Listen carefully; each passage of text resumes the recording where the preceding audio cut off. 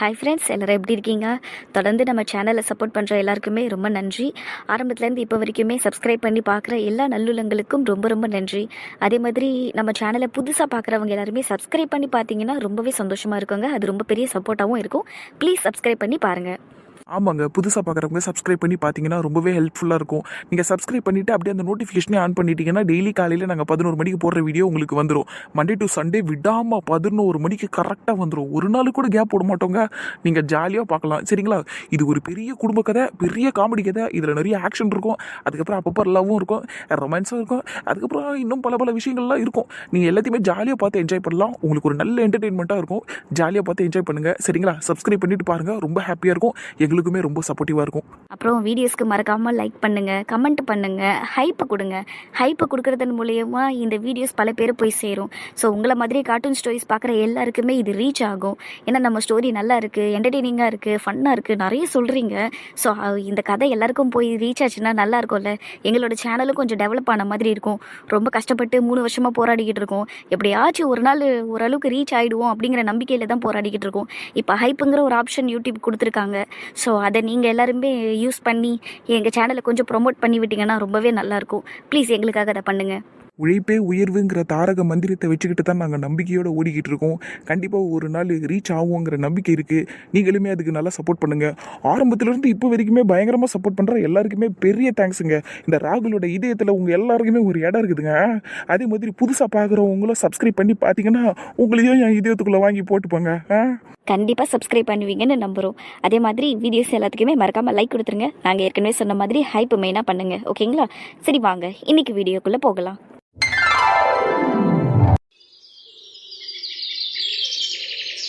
அம்மா, கோலம் புள்ளி வச்சு போடவா இல்லை ரங்கோலி மாதிரி போட்டுறவாம்மா?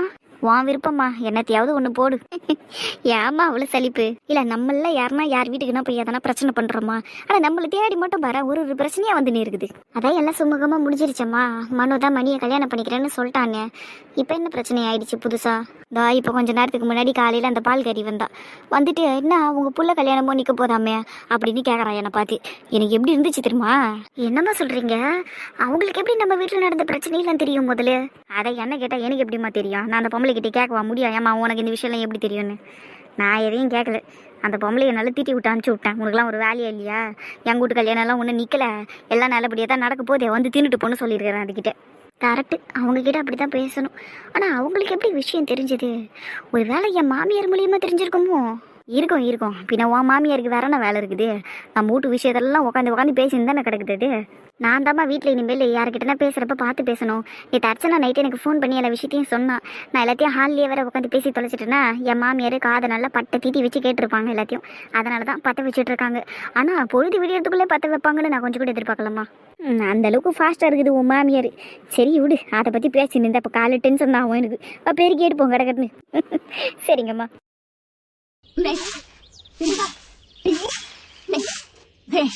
A few moments later. அத்தை, உங்களை மாதிரியே கோலமும் நல்ல கியூட்டா இருக்கு அத்தை. தேங்க்ஸ்டா தினேஷ். டேய், அப்படியே இது ஒரு ஃபோட்டோ மட்டும் எடுத்துடுறா, அர்ச்சனாக்கு அனுப்பணும். சரிங்க அத்தை, நீங்க அப்படியே கோலம் போடுற மாதிரி போஸ்ட் கொடுங்களேன் அத்தை. அப்படியே நான் போட்டோ எடுக்கிறேன். சத்யா, நீ கூட கலர் கொடுக்குற மாதிரி போஸ்ட் கொடு, நான் எடுக்கிறேன் போட்டோ. ஒன்றும் தேவையில்ல, உங்ககிட்ட அம்மா சொன்னதை மட்டும் செய். சும்மா எக்ஸ்ட்ரா பர்ஃபார்மன்ஸ் எல்லாம் பண்ணாது. அடியே, என்னடி பேச்சு பேசிக்கிட்டு இருக்க நீ? ஃபோட்டோ அழகாக எடுத்துக்கோங்க, கோலம் பக்கத்தில் உட்காந்து போஸ்ட் கொடுங்கன்னு தான் நான் சொன்னான். அதில் என்ன தப்பு இருக்குது? அதென்ன ஏன்டி இப்படி வாய் ஆடுற காலையில்? அவன் கொஞ்ச நாளாவே ஓவரா பேசிக்கிட்டு இருக்காமா, அதனால தான் அப்படி சொன்னேன். யாரு அவன் ஓவரா பேசுறானா? நம்பிட்டேன்டி. இங்க பாரு புள்ளிங்களா, உங்க 2 பேரோட காதலுக்கு நாங்க கிரீன் சிக்னல் கொடுத்துட்டோங்கிறதுக்காக இப்படி சண்டையெல்லாம் போடக்கூடாது இந்த வயசுல, புரியுதா? ஒழுங்கா பச்சு முடிக்கிற வேலையை பாருங்க, சண்டை போட்டுங்க பாரு இப்பவே. அதுவும் இல்லாம நானும் கொஞ்ச நாளா உன்னை கவனிச்சுட்டு தான் வரேன். அவனை ரொம்ப அவமானப்படுத்திக்கிட்டே இருக்கிறேன். என்ன நினைச்சிட்டு இருக்க நீனு?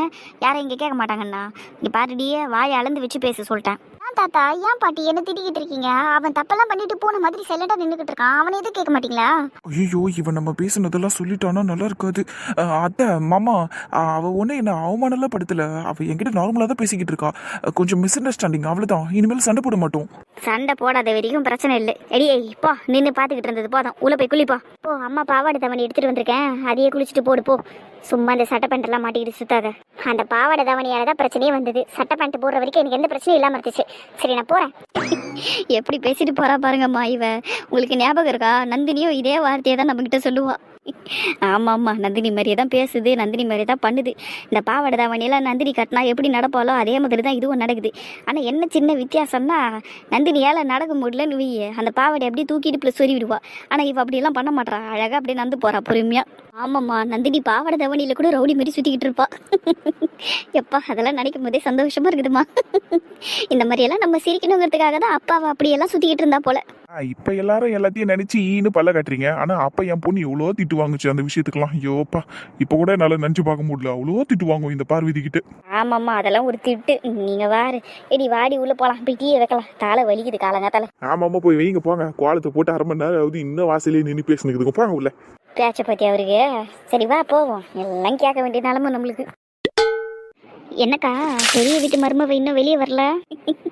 தெரியலடி, ஒரு வேளை நைட்டு லேட்டாக தூங்கிட்டாலும் என்னமோ, அதான் இன்னும் எந்திரிக்கல போல.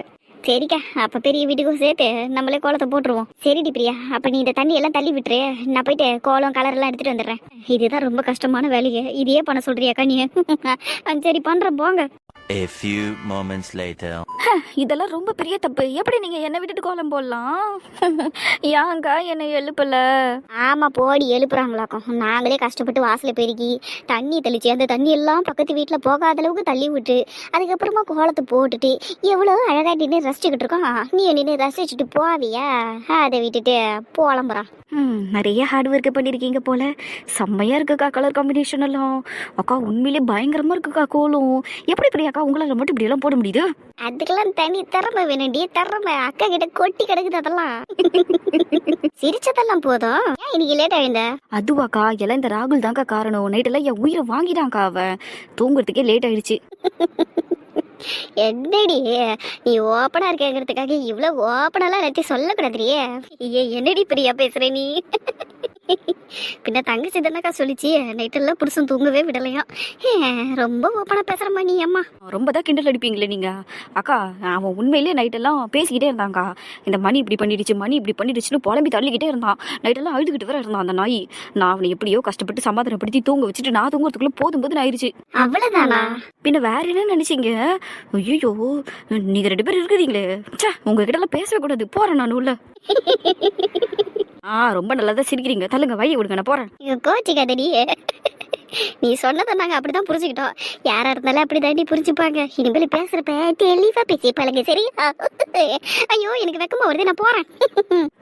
அக்காங்கெல்லாம் டேஞ்சரஸ் தான் உண்மையிலே.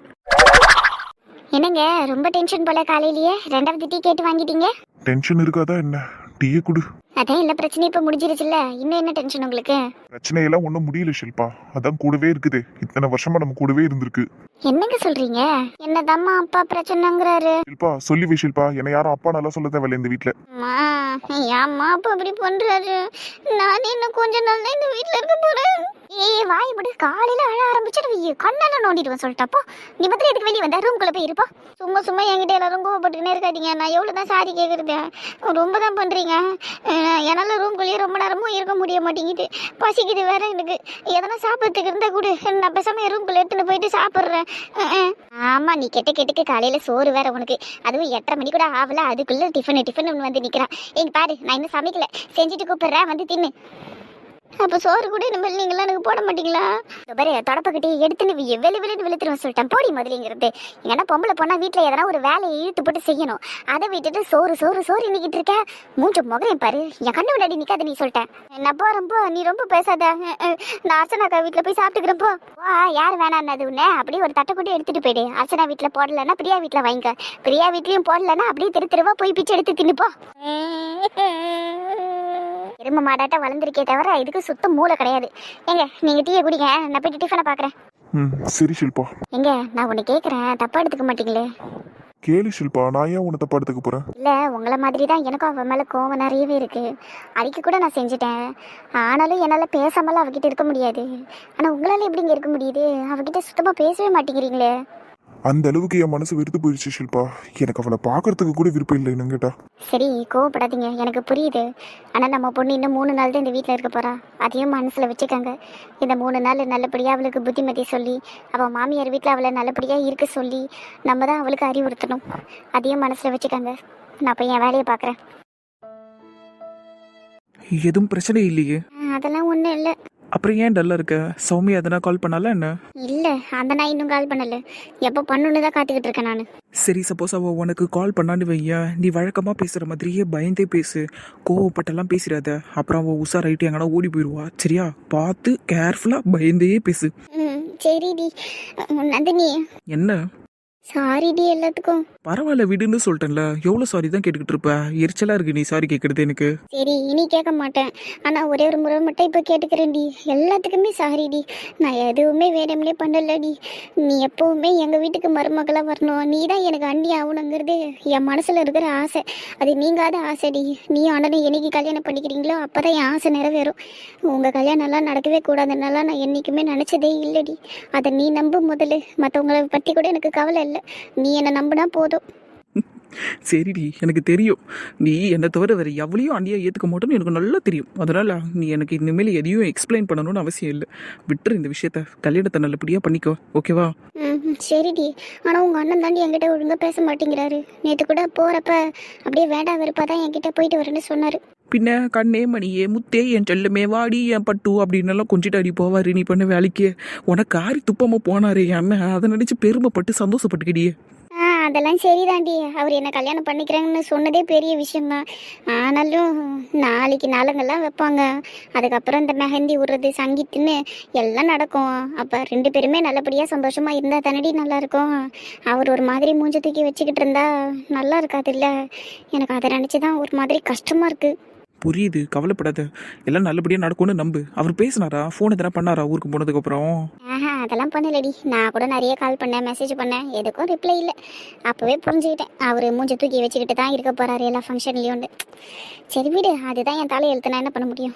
சரிடி, வெயிட் பண்ணி பார்ப்போம். நீயாவே ஒன்று நினச்சிக்காத. இப்போ ஃபங்க்ஷன் எல்லாம் ஆரம்பிச்சிருச்சுன்னா எல்லாரும் கும்பலாக சந்தோஷமாக ஒத்துமையாக இருக்கிறத பார்க்கும்போதே அண்ணன் மனசு மாறிடும். சந்தோஷமாயிடும். மனசும் லைட்டாகிடும். கோவம்லாம் இருக்காது. சரியா? எல்லாம் நல்லபடியாக நடக்கும். நம்பு. நடக்குதோ இல்லையோ, நீ சொல்கிறத கேட்குறதுக்கே சந்தோஷமாக இருக்குது. ஆனால் பாரு, அவர் மட்டும் இல்லடி, என் அண்ணன் கூட என்கிட்ட பேசலை. நேற்றுலேருந்தே அவரும் பேசலை. அப்புறம் அப்பா கூட என்கிட்ட பேசவே இல்லை. என்னை பார்த்தாலே அப்படியே மூச்சை திருப்பிக்கிட்டு போகிறாரு. அதெல்லாம் ரொம்ப கஷ்டமாக இருக்கு நந்தினி.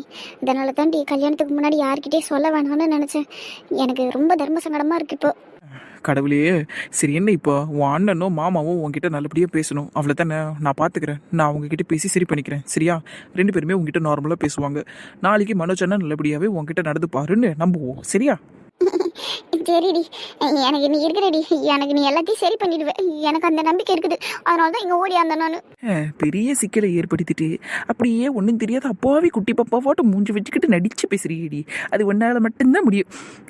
சரி வா போவோம். கொட்டிக்கினியா காலையில்? இல்லடி, எதுவும் சாப்பிடலடி. அம்மா எதுவுமே செய்யலை இன்னும். அதனால தான் இங்கே ஓடி வந்தேன். அப்போ சோத்துக்கு தான் வந்திருக்கிறியா நீங்கள்? அது மட்டும் காரணம் இல்லை. அங்கே யாரும் என்கிட்ட பேச மாட்டாங்களா? சரியா? அதான். நீ சோத்துக்கு தான் இங்கே வந்திருக்கிறேன்னு நல்லா தெரியுது. வா மூஞ்ச பாரு நல்லா. வா போலாம். இவங்க போட்ட கோலத்தை விட ரோட்ல நான் போட்ட ஓட்டை தான் அழகா இருக்குது. ராகுல் மாமா, என்னாடி உன்னை ஷில்பா பாட்டியில சொல்லி உன்னை ஷில்பா பாட்டி உன்னை என்ன முடிக்கின்னு இருக்கிறா? உன்னை உன்னை உன்னை சொல்ல. இது மாமா சொல்றேன். உன்னை பாட்டி ஏதோ ஒரு வேலை சொன்னாங்க மாமா. நான் மறந்துட்டேன். ஒழுங்கா ஞாபகம் வச்சுன்னு வந்து சொல்ல கூட தெரில. வந்துருச்சு ஒன்னு. ராகிலி மேமே நிப்ப உள்ள போய் கேட்டுனாப்பா. ரொம்ப பேசாத மாமா. இரு, நான் போய் கேட்டுன்னு வரேன். பாடிய குடிமி ட்ரெஸ்ஸை பருத்துக்கு. ஏண்டா அவளை வம்பு இழுக்கலன்னா உனக்கு தூக்கமே வராதடா? ஏக்கா நான் பாட்டுன்னு சும்மா தான் கண்டு நின்றுந்தேன். அதுதான் என்கிட்ட வந்து வாயிட்டு போகுது. அங்கே பாருங்கக்கா, ஹோல்ஸ் எவ்வளோ அழகாக போட்டுக்கிறேன். சூப்பராக இருக்குதா பாருங்க. அட சண்டாளா, என்னடா பண்ணி வச்சிருக்கிற? ஏங்கா அப்படி சொல்றீங்க? பின்ன ஹோல்ஸ் தூக்கிட்டு போயிட்டு பிரியா வீட்டாண்ட போட்டு வச்சிருக்கியடா. பார்த்தானா கத்த போறா அவ. நம்ம வீட்டு கல்யாணம்னு தானே சொல்றாங்க. அப்போ வாட்டி அங்கே போட்டா என்னவா? அதெல்லாம் ஒன்றும் தப்பில்லைக்கா. கூட எருமை, இன்னும் கொஞ்சம் முன்னு தள்ளி போட்டுருக்கலாம். சரி விடுங்கக்கா, கவலைப்படாதீங்க. நான் வேணா கடப்பாரி எடுத்துன்னு வந்து இன்னொரு ஓட்டை போட்டுட்டா. நான் இருக்கா, நீ போட்ட ஓட்ட வரையும் போதும். அதுலயே நாங்க பண்ண கலை நட்டுக்கிறோம்ப்பா.